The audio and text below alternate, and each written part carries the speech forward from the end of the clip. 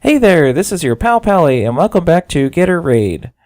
Norushen says you've been bad, and it's time to purge your sin, or corruption. Technically, you don't fight Norushen, as he's the friendly NPC that helps you in the next fight, but you do have to prove yourself to him. You have to purge your corruption off, and kill an amalgam of corruption to do so. This fight is definitely for 2 tanks, and 2 to 3 healable, although 3 heals requires some healthy DPS at this point. For those of you who saw my PTR guide to this fight, they did indeed reduce the damage for the last 50% of the fight, so it is much more manageable. You'll notice right away when the encounter starts that you get a little counter box that has your corruption level. The more corruption you have, the less damage you can do to the amalgam. Everyone starts at 75% corruption, and that means you do about 50% less damage than you normally would to the boss. So think Primordius round 2.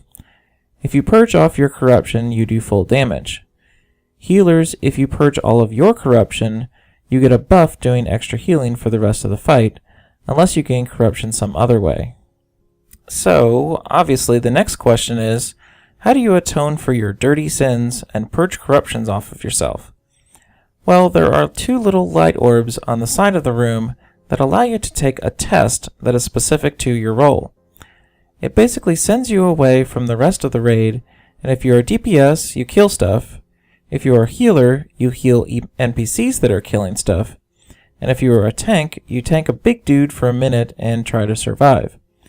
I have footage of the healing and DPS tests, so I have more experience there. The tank one is called Test of Confidence, and involves you tanking a very large ad. You'll have to avoid Titanic Smash and interrupt Hurl Corruption as much as possible. Then make sure you survive it all for the entire minute. Self-healing tanks will probably breeze through this pretty easily as long as you pay attention. The big thing is to make sure to interrupt Hurl Corruption and not Burst of Corruption. They look similar, but you don't want Hurl Corruption to hit you, so just be careful what you interrupt. The healer one is called Test of Reliance. You basically heal 3 friendly NPCs that are killing a mob for you. Of particular note, watch out for lingering corruption to be placed on your friends, as it hurts terribly bad. You'll have to dispel it off and heal that NPC up quickly. You'll also need to do a bit of dodging of attacks yourself, as sometimes some corrupted ground spawns beneath you. As well, you can DPS the mob itself if your NPCs are in good shape. So finally we have the DPS test. There will be 5 ads spawned in your little world. Your job is to kill all 5 of them within a minute. Pretty simple, yeah? One twist here is that for every ad you kill, it pops into the normal realm with your raid group. So if you blast away at them and kill them all at the same time, they'll all pop up on your raid, which can get tricky. There are 2 types of ads. 1 manifestation and 4 essences. Essence of Corruption is the easiest ad to deal with, as they just sit there and throw balls of corruption out periodically. They don't move, and you can easily dodge the balls if you are paying attention. However, they do put a shield in front of themselves, so you have to move behind them, and sometimes they change direction. The Manifestation of Corruption is the trickier one. It will do a big AoE cleave called Terror Reality, and you don't want to get caught in it. It also will chase you around, so it's likely your first target, or at least something you kite for a while if you're killing the essences off first. One change to note from PTR. It used to be that for every ad that died in the DPS test, a little light orb was placed on the ground. In order to actually cleanse your corruption, you had to run through that orb. They removed that for live, so don't worry about it, just kill stuff. Also note that if you fail to kill any of the ads and run out of time, all of the remaining ads will pop out together in the normal realm. So, in that normal realm, let's first talk about the ads that spawn from DPS tests. The essences will continue to shoot out their balls of corruption, and they can be interrupted and should be.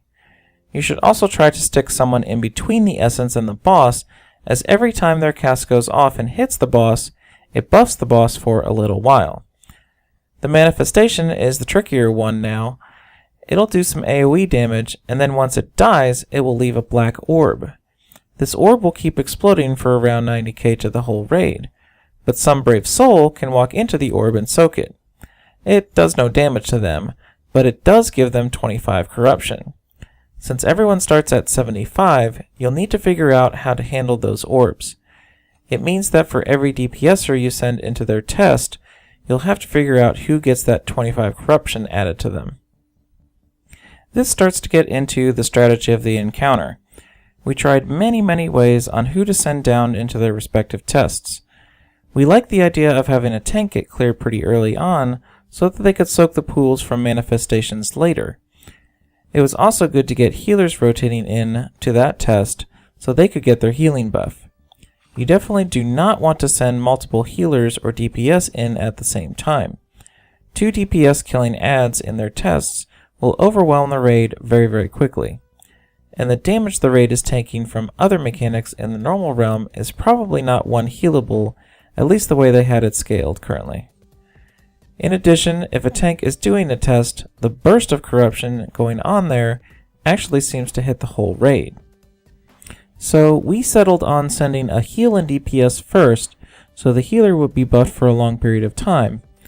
Next up went a tank and DPS, then the other healer and a DPS, and finally the off-tank and a DPS. Looking back at the kill, we had the boss below 50% even before the end of the 4th round, so you might have to adjust strategy. What happens at 50%?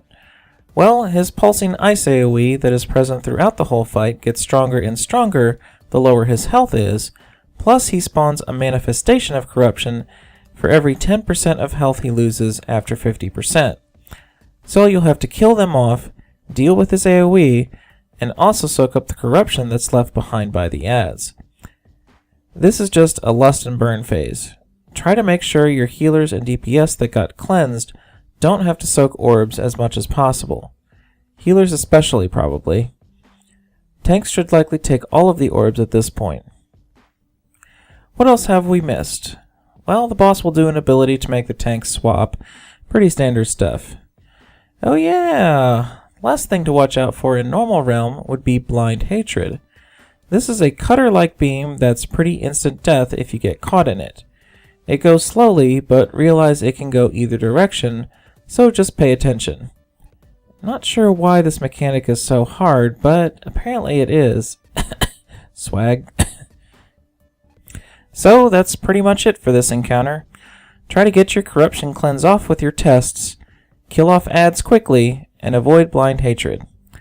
Thanks for watching, and please comment, like, and/or subscribe to the video if you found it helpful, and have a good one!